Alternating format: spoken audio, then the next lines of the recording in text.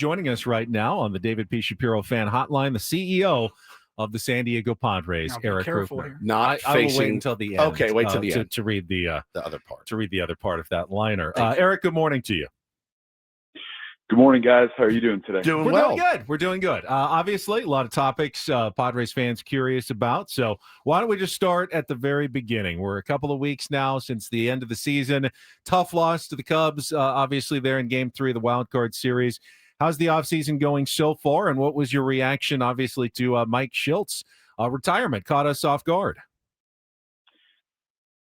So the end of the season, if you don't have a parade, is always a really difficult transition. It's kind of a taste you got to get out of your mouth, and not easy. It's hard to watch baseball for a week or so after the season ends, but I've slowly gotten back into watching the postseason. So it was tough. It was a tough adjustment. I think for 2 years in a row now, we felt like we've had a team with a level of talent and experience that's commensurate with the championship caliber team, and we just haven't been able to get it done in the postseason, and that's tough. But you can pretty quickly turn your focus to what it's going to take to get better and change the outcome next year and break through and win a championship. And that's really the focus of the off season. It's less nights and weekends at the ballpark, which is nice, but just as much effort and work. And, it begins with our evaluation of where we need to get better to win a championship. And we're in the process of doing that right now. And you asked about Mike. I think, to start the off season with his decision to retire as a manager, had to be a focus for us for the last week or so. And we certainly wish Mike the best, but now we need to hire the best manager who we believe can lead us to a World Series championship in 2026. And has that process begun, interviewing candidates? I know AJ talked about going to be a thorough process. Where are you standing in the hiring of a new manager? Yeah, that process has begun. We spent the last week identifying both internal and external candidates, and we'll begin the interview process this week, in fact, beginning today. And that'll be a multi-week process as we narrow down the candidates and eventually select a manager. So, that process is underway. It's going to be a very important hire for us, and, a really important position that we need to fill to put together that, beyond just the roster, the championship caliber team that, we need to have in 26. That's weird because my phone hasn't rung yet, so I'll check my spam or anything like that. But I'm free. Actually, I'm not free this afternoon. Maybe tomorrow. Talking to Erik Greupner, Padres CEO, on Ben and Woods. And obviously, the reason that we wanted to reach out over the weekend was because I wanted to give you a chance to respond to the article that dropped in The Athletic and about potential infighting between you and AJ Preller, and just kind of wanted to give you a chance to expand on that or to kind of share your thoughts on that. Yeah, thank you. I appreciate that opportunity and happy to discuss that topic. The Athletic had reached out to both AJ and I, and obviously AJ went on the record, and I declined to talk about it, and in part because I told the Athletic at the time that it's not true. AJ went on the record and also said it's not true. We've worked together for over a decade, AJ and I. We've always had and continue to have a great working relationship. We respect each other, and, without the contributions that each of us have made, we would not have been able to have accomplished some of the great things that we've accomplished as an organization, really in particular over the last 5 years. And so our ability to work together in the working relationship we have and what each of us brings to the table, I think, is a continuing key to our success. And so AJ, shared that with the Athletic. I think it was included in the article. I'm saying it to you today. It's just not true. There's only two people who are qualified to speak on this topic, and you've now heard from both of us. We work well together, and we're aligned in our singular goal of winning a World Series championship, and that's not going to change. So it's really, much ado about nothing from my perspective, but I appreciate the opportunity to talk about it and, just correct whatever misconceptions there might be out there.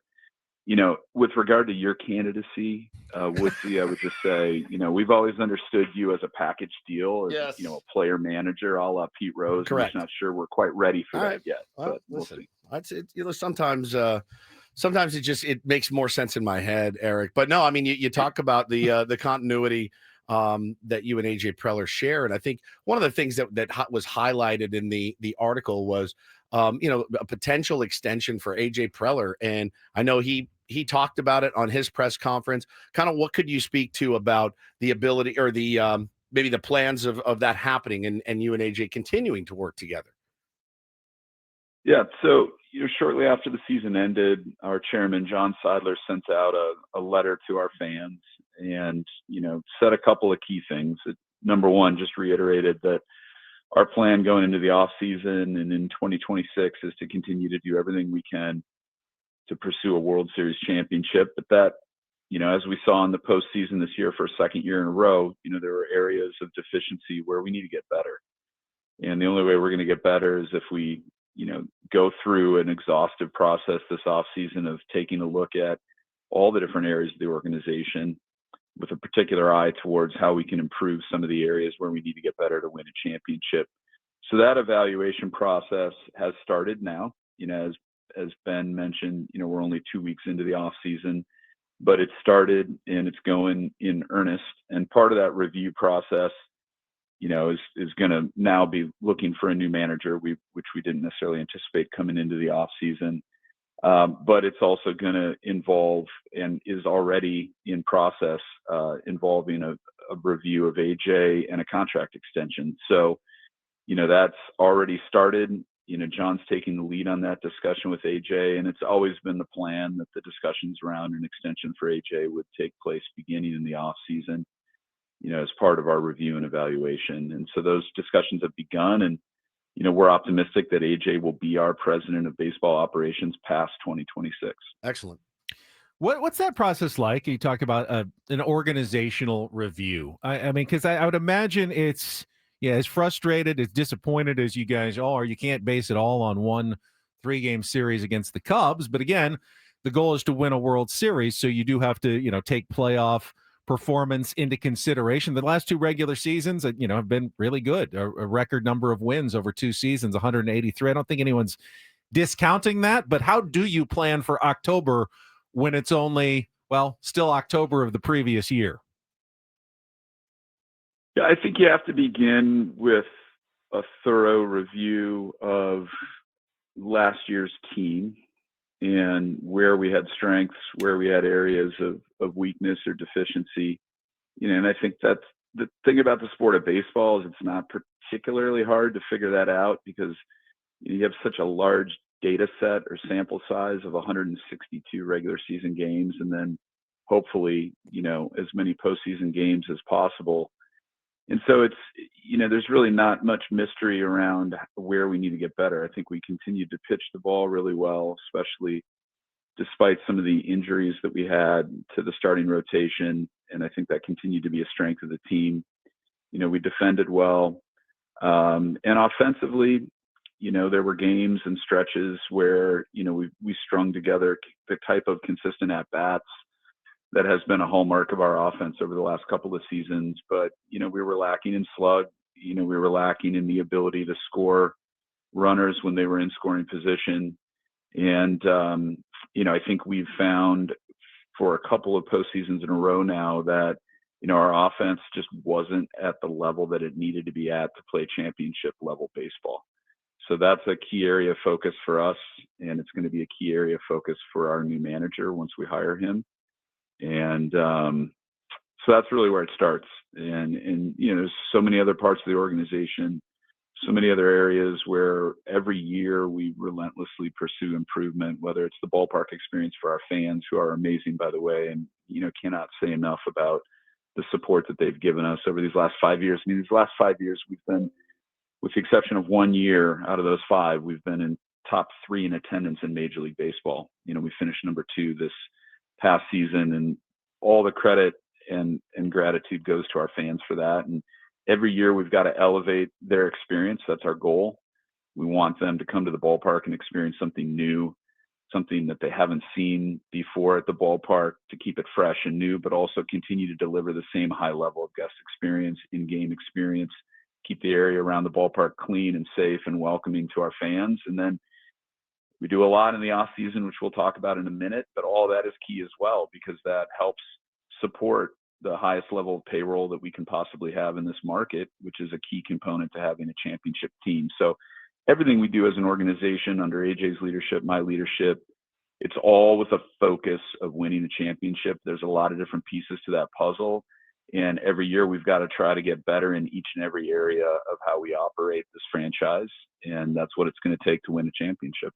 Talking to Erik Greupner, Padres CEO, and Ben and Woods. And you mentioned payroll. It's always the reductive statement by a radio host or two that, like, you got to spend, and I'm as guilty as charged, right? Because you look around the playoffs and teams that spend typically the last few years are the teams that, you're talking about. You need to add slug. There's guys out there. They're going to cost money. What's your sense of, I'm not asking you a hard and fast number here on what you're going to spend, but do you foresee Padres payroll increasing next season to try to add some of that slug potentially? Yeah, I think you can add slug. You can also get more slug out of the players you have on the roster. Yep. So I just want to clarify that. 100%. I think it's certainly a combination, and we're going to need to ultimately do both.